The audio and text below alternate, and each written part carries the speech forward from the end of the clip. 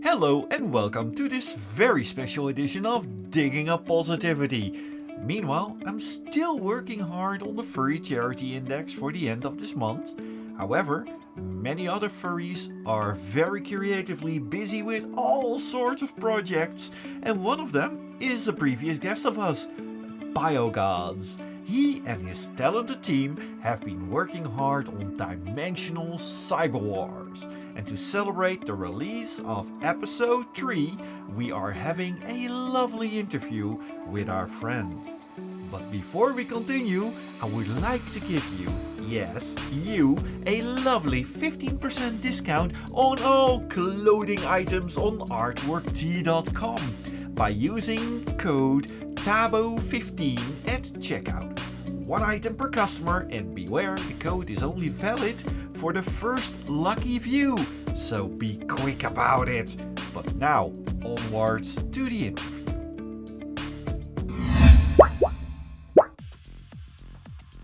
Welcome to this very special edition of Digging Up Positivity. We had a very lovely guest a couple of months back, BioGodz, who was busy on Dimensional Cyberwars. And busy he was. Quickly, episode 2 came out, and now episode 3, which was a major jump in quality, but it also took some time. And it is so awesome that I decided to have an entire episode with an interview with our good friend. So BioGodz, welcome. Hello everyone. Hello. Do tell us a little bit about the project, also for our new viewers on the channel. So, my name is Bio. I'm usually known as BioGodz or Albawolf from YouTube and TikTok. And right now I'm working on the independent film series called Dimensional Cyberwars, which is being all done through VR technology. That is awesome. I just watched episode 3 and I was completely stunned. There were so many lovely locations, like the entire cyberpunk-esque world. How did you choose those worlds? Well, what happened was when we were developing the story during the time, we were looking around worlds for some ideas and stuff, just to work on the series, so we can look at. So we basically explore a lot of these worlds, brainstorm ideas, and then we went to an office world, basically like this one here that I'm in right now. So we go into these worlds and then just pull up a marker or pen, start writing out ideas in the air. In VRChat, because normally in Hollywood studios, when they do meetings and stuff, they basically go to rooms like this. They have a little marker board and they write everything on the marker board. But in VR technology, we have markers that you write in the air in virtual reality. So basically it all started off from just exploring a lot of worlds in VRChat. And every time we went to these worlds, the ideas just start coming out of our minds, and we're like, oh my god, the ideas of the potential, and then we start go into our meeting world, start writing down the ideas of how we want this, to work for the series. And it turns out wonderful when we do this, and all the ideas just come out just beautiful every time we do this. Oh, it is absolutely lovely to have brainstorm sessions like that. And I can get that sometimes you can get a little bit silly, because I saw CooperTom being stuck in a tree. What was about that? So basically, for the whole CooperTom scene in the tree, we wanted to do a little cameo appearance for the episodes just for fun, because we thought, hey, why not include some of the people we know in the furry community in this episode? And we had I had a crazy idea of doing the whole cat stuck in the tree thing, because how in the old cartoons you see a cat stuck up the tree and the dogs chase the cat up the tree and they're like, arr, arr, arr, arr. And the cat's like that. So basically, I want to do that, but the opposite, where the dogs are trying to help the cat get down the tree, but the cat's like, no, I want to stay up here. I'm fine, just sticking up in the tree. So I came up with this goofy idea, and I was trying to figure out, okay, who could we put up in the tree as the cat character? And during that time, I couldn't find anyone that had cat personas. And then suddenly, one day, CooperTom hopped online, and he was doing a live stream event on VRChat during that time. And when I went to hang out with him and talk to him for a bit, that's when the idea just came to me. I was like, oh yes, CooperTom, we got to put CooperTom in the tree. We have to do it this. And so I told the guys about the idea, and they're like, oh my god, yes, do it. And I'm like, yeah. So we put them up in the tree, and then we got like a bunch of canine characters in that scene. Like a lot of them are from TikTok, YouTube, and Twitch. And I thought it'd be pretty fun to do that because like I haven't done any camera appearance in episodes or videos like this on my channel for like a long time. So I thought, hey, why not do this to the series like for fun? Because that way it shows like a lot of the people we know in the community, you know, in this episode. That really sounds like you're making it a community effort, a community project, and that also works wonders to spread the word. Oh yeah. And what I also noticed is that you really did go all out with the camera angles and the way the camera. It's not annoying shaky cam. It's actually it really looks like the camera is being held by a real person. How did you do that? I actually used 2 cameras for this series. One called the VRC lens, which is basically a special camera.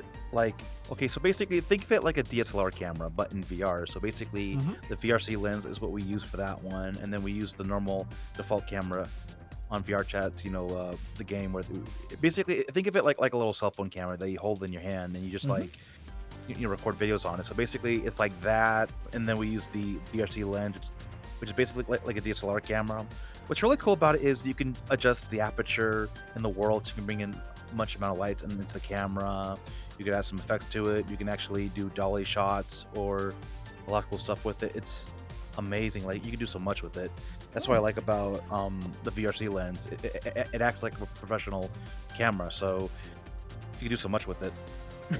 That's really awesome. And with all this technology and everything, it took you 5 months to get with this episode. You're sinking a lot of time in this, isn't it? Oh yeah, it's a lot of work because the thing is, I'm the only guy doing the editing work for this one. Like, I don't have any video editors doing this. Like the only people that I have doing video editing work are the people doing the After Effects stuff, where we use like green screen and stuff. Yeah, we actually did use some green screens in this episode because we couldn't do like any special like shots of the characters like running or walking in, so we had to use green screen and some, you know, moving the cameras back and forth or moving forward and backwards, you know, for the scenes to make it look like they're walking together. It's actually fun doing that kind of stuff. We also had to use the green screen for the scene where basically, remember the scene where the person like falls off the balcony and lands on that wooden structure, and you hear the crack. We had to do the green screen for that. Yeah, we had the green screen for that one because like we had difficult time trying to land the avatar onto one of the structures during the recording sessions, and we thought green screen would work, and so far green screen actually works. So they land perfectly.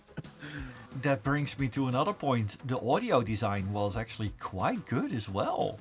The choice for music, but also the sound effects and everything, and also the voice distortions when you're, for example, behind a door, or when your friend was listening to the loud music. It really gave the effect that it was music being played in the room or your voice behind the door and everything. Did you do all the sound design yourself as well? Some of it was original work, and then some of it was actually from YouTube, believe it or not.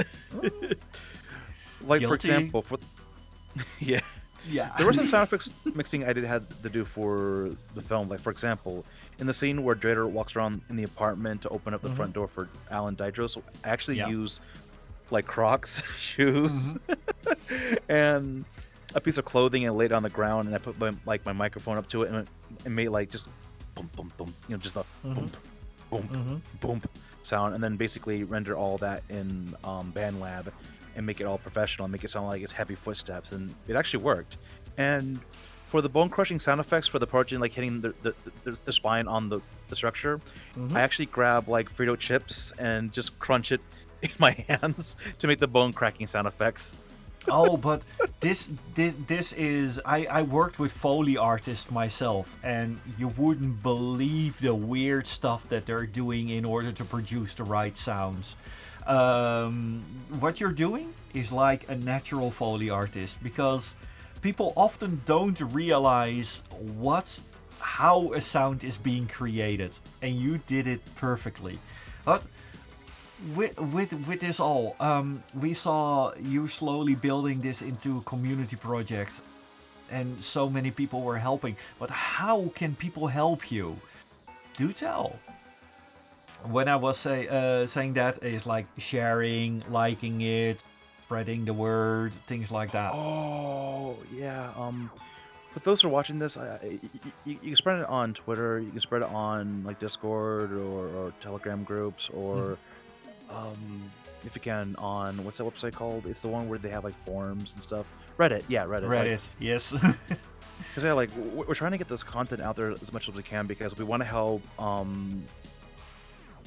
We want to help the fandom with more indie films and more animation films in the fandom, because honestly we need more of that in the fandom this year. Because like, I mean, so far, ever since I've been working on this series, I love the idea of just working together, like basically my friends and I are working on this. I want to see more people like just making content like this, like production quality work, and just getting it out there online. And because we need like more content creators like this to help like give the community a new purpose to enjoy making content like this. Yeah, we always have been a creative fandom, and you are really showing the way with that. I mean, every year I am trying to do at least one big video production, and I know the insane amount of work that goes into it, and I applaud you for this. But then thank you. This brings me to one of the final questions, though. How many episodes do you think there will be? Right now, we're working on episode 4 in production this month. So far, we did a lot of filmings for the past 2 months, so we're moving pretty quickly for this episode. We're also getting better. And for episode 4, we're gonna be doing a lot of dubbing in this one instead of using the audio from the game. So that way, we get like high quality sounds for this episode. It's gonna be fun to work on that one.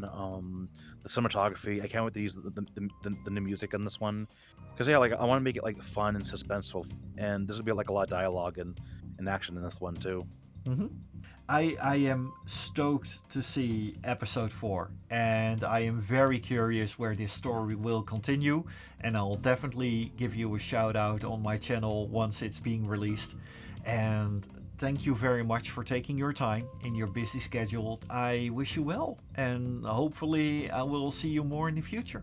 Thank you for your time, bud. Thank you for staying with us till the very end. May December warm your hearts, and 2024 bring you much peace, love, and happiness. As for me, there will be an announcement at the start of next year, for which we are staying in cyberspace, so stay tuned for more.